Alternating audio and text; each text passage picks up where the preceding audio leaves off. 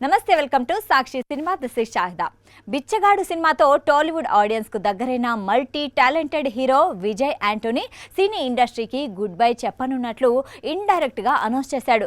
కేవలం యాక్టర్ గానే కాకుండా మ్యూజిక్ డైరెక్టర్ గా, అద్భుతమైన సింగర్ గా, అభిరుచి గల నిర్మాతగా, ఎడిటర్ గా ఇండస్ట్రీలో తనదైన ముద్ర వేసుకున్నాడు విజయ్ యాంటోనీ.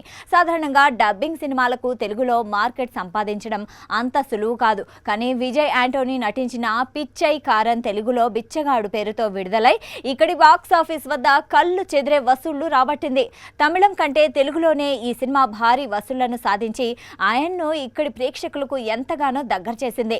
ఆ నమ్మకంతోనే తాను చేసే ప్రతి సినిమా తెలుగులోనూ ఒకేసారి విడుదల అవుతూ మంచి ఆదరణ పొందుతున్నాయి. బిచ్చగాడు వంటి బంపర్ హిట్ అందించిన దర్శకుడు శశి విజయ్ యాంటోనీ కాంబినేషన్లో లేటెస్ట్ గా వస్తున్న మూవీ నూరు సామి, తెలుగులో 100 దేవుళ్ళు. ఓ రియల్ ఇన్సిడెంట్ ఆధారంగా రక్తం, చెమట, మానవ సంబంధాల నేపథ్యంలో సాగే ఈ ఎమోషనల్ డ్రామా జూన్ 19న రిలీజ్ కానుంది. ఇందులో స్వాసిక హీరోయిన్ గా నటించగా లీజో మోల్ జోస్, అజయ్, దీషన్ ఇతర ముఖ్యమైన పాత్రలు పోషించారు. ఈ సినిమా ప్రమోషన్లలో భాగంగా ఏర్పాటు చేసిన మీడియా సమావేశంలో విజయ్ యాంటోనీ తన ఫ్యూచర్ ప్లాన్స్ గురించి మాట్లాడుతూ అభిమానులకు ఊహించని షాక్ ఇచ్చారు. తాను రాబోయే 2-3 సంవత్సరాల్లో సినిమా రంగానికి, అలాగే చెన్నై మహానగరానికి పూర్తిగా గుడ్ బై చెప్పి ఒక మారుమూల పల్లెటూరులో స్థిరపడాలని నిర్ణయించుకున్నట్లు యాంటోనీ స్పష్టం చేశారు. రంగుల ప్రపంచం ఇచ్చే ఆడంబరాల కంటే ప్రశాంతమైన, సాధారణమైన జీవితం గడపడమే తనకిష్టమని చెప్పారు. కేవలం వృత్తిపరమైన బాధ్యతల వల్లే ప్రస్తుతం చెన్నైలో నివసిస్తున్నానని అన్నారు. ప్రముఖ ఐటీ సంస్థ జోహో అధినేత శ్రీధర్ వెంబు నగర జీవితాన్ని వదిలి పల్లెటూరులో స్థిరపడిన విధానం తనను ఎంతగానో ఆకర్షించిందని, తాను కూడా పల్లొచ్చి లేదా కుళ్ళకురిచి వంటి ప్రకృతి రమణీయమైన ఉన్న ప్రాంతాల్లో వ్యవసాయ భూమి కొనుగోలు చేసి అక్కడే ఉండిపోవాలని భావిస్తున్నట్లు వెల్లడించారు.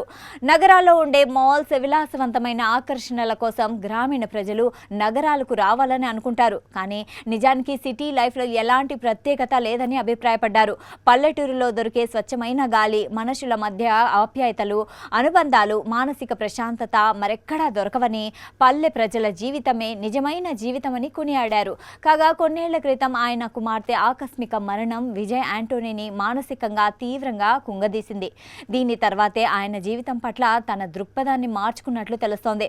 సిల్వర్ స్క్రీన్ పై ఎంత స్టార్డమ్, హోదా ఉన్నప్పటికీ జీవితానికి అంతిమంగా కావాల్సింది ప్రశాంతత, సంతోషమేనని గ్రహించి ఈ నిర్ణయానికి వచ్చినట్లు భావిస్తున్నారు. ప్రస్తుతం ఒప్పుకున్న ప్రాజెక్టులతో పాటు తాజాగా ప్రకటించిన అప్పా కుట్టి అనే ఎమోషనల్ డ్రామాను పూర్తి చేసి శాశ్వతంగా వెండితెరకు దూరమయ్యే అవకాశాలు కనిపిస్తున్నాయి.